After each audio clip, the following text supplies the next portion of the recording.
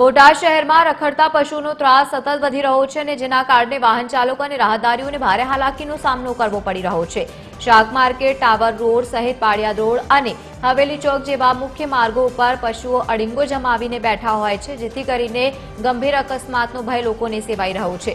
અગાઉ પણ અનેક દુર્ઘટનાઓમાં લોકોના જીવ ગયા છે, છતાં પણ તંત્ર દ્વારા કોઈ જ નક્કર પગલાં લેવામાં નથી આવ્યા। સ્થાનિક આગેવાનોની વારંવાર રજૂઆતો છતાં પણ સમસ્યાનું કાયમી નિરાકરણ નથી આવતું, જેને લઈને શહેરીજનોમાં ભારે આક્રોશ જોવા મળી રહ્યો છે।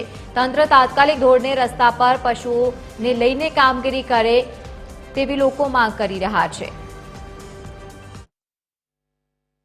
બોટાદના રોડને છે ને પાંદડા પોળ બનાવી દીધું છે। બોટાદના કોઈ પણ રોડ તમે જોવો, ભાવનગર રોડ, સાળંગપુર રોડ, આ સ્ટેશન રોડ, સ્ટેશનની અંદર પણ જ્યાં નગરપાલિકા આવેલી છે ત્યાં પણ ઢોરના અડીંગા છે। મેં સાહેબને આજે જ રજૂઆત કરી કે સાહેબ આ રીતના રોડ ઉપર, તમામ રોડ ઉપર ઢોર બેઠા છે, એમાં અકસ્માત પણ થઈ શકે, કોઈ લોકોનો જીવ પણ જઈ શકે અને ઢોરને પણ વાગી શકે, તો પછી તમે આ કાર્યવાહી કેમ કરતા નથી? અને આવા તો કોન્ટ્રાક્ટરો પણ અગાઉના દિવસોમાં આપેલા છે કે આ ઢોરને લેવાના કેટલો રૂપિયો અંદર ઉધારેલો છે, લાખો રૂપિયાનો કોન્ટ્રાક્ટના કામ કરેલા છે, તો આ ઢોર પાછા રોડ પર આવ્યા કેવી રીતે? ઢોરા પાળિયાદ રોડે, હવેલી ચોકે બધા બે છે ઢોરા। કાલ સવારે કંઈક બંધ છે, પછી આ નગરપાલિકા જવાબ દે છે, આની કાયદેસર કાર્યવાહી કરવી પડશે।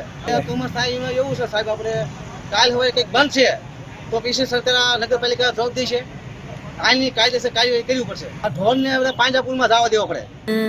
જાહેર બજારમાં અમુક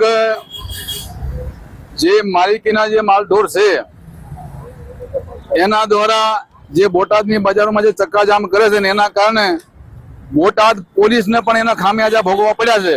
જિલ્લાના ગૌરક્ષકો જે છે એને પણ આમાં ધ્યાન દેવું જોઈએ અને નગરપાલિકા જે રખડતા માલઢોરની નામથી લાખો રૂપિયાનું જે ભંડોળ ખાલી પેપર ઉપર બતાવી અને ચાવ કરી જાય છે, એવું ન કરીને